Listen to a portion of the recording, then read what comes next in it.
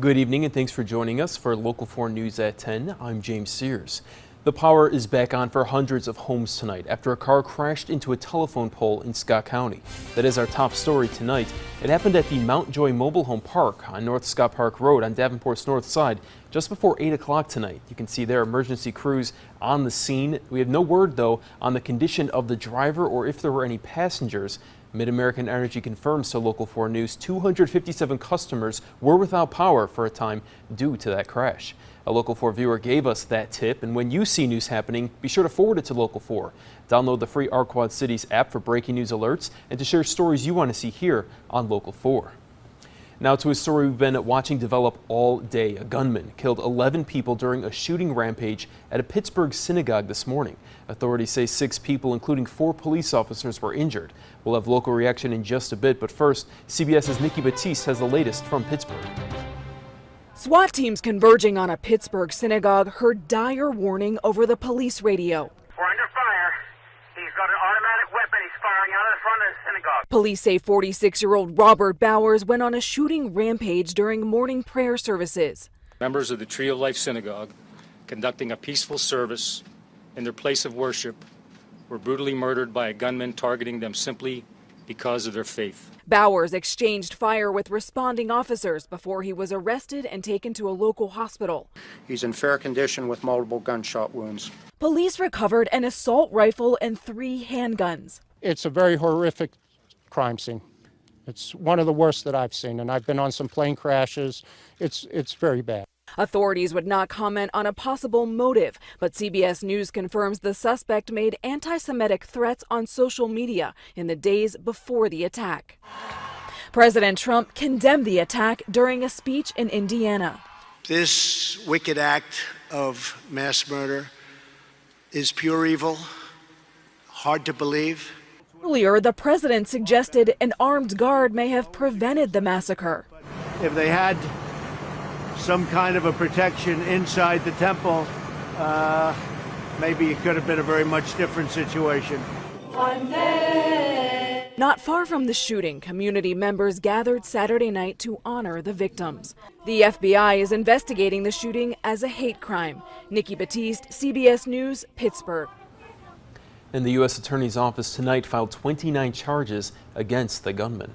Local 4 News spoke with Rabbi Henry Karp in Davenport today. He tells us this is probably the worst attack on a Jewish institution in American history and adds we can't assume that hate will not touch our community.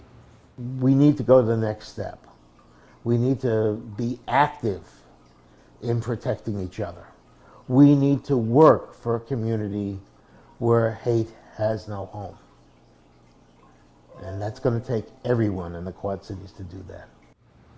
Karp says Temple Emmanuel in Davenport, there's an off-duty officer there at every service and event, and there will be a vigil there tomorrow night at 6:30. All faiths are welcome. And the Interfaith Alliance of Iowa believes political rhetoric is fueling extremism. Executive Director Connie Ryan is calling on elected officials, all faith leaders, and every citizen to, quote, condemn this horrific action and to stand in solidarity with neighbors and friends who are Jewish to protect them against any further violence or hate. Prescription drug take-back events took place across the country and here in the Quad Cities today for the second time this year. Quad Cities dropped off any unused, unwanted, or expired drugs from their homes at 5 certified sites in Rock Island County. And new tonight, they collected 217 pounds of prescription drugs. That's more than last year's event, a total of 146 pounds. Dozens of people took to the water today for the Iowa Special Olympics Polar Plunge at Westlake Beach in Davenport. The annual fundraiser goes towards supporting athletes with cognitive and physical needs. Local 4's Andrea Medina reports on the cold dip that helps a lot of people. Take the plunge! Come on, Mark, let's go! Freezing for a reason. The Under the Sea team took on the wet and cold challenge. We have a mermaid, we have lobster, we have crab, jellyfish. And they made it all the way in without too many complaints. Brr, it's cold.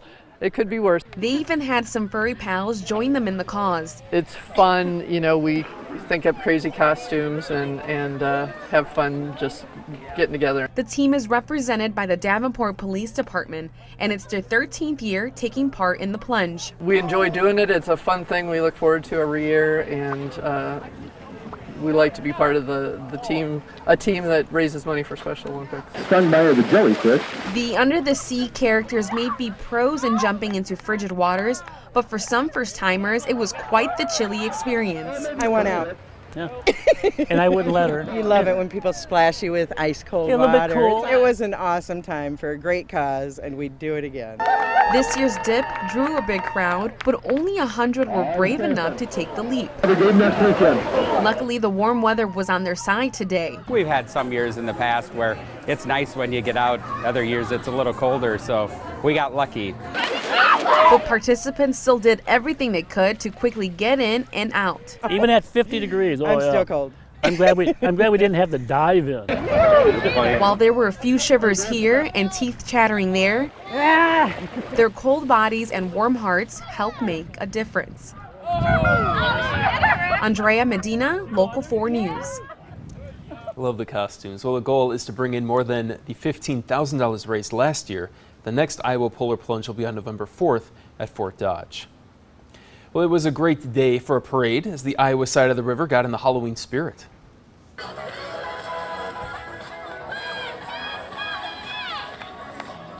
Thriller, a Halloween staple. There were dancers there, cars all lit up for the Greater Bettendorf Community Foundation's Halloween parade tonight. Parade goers watched from the sidelines, all bundled up.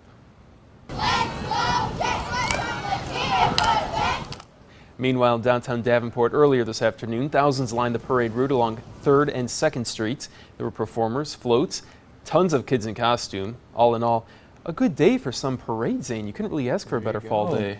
No, it really was. It was absolutely beautiful. By the time we got to the afternoon hours, weren't really dealing with any clouds, at least here in the Quad City area.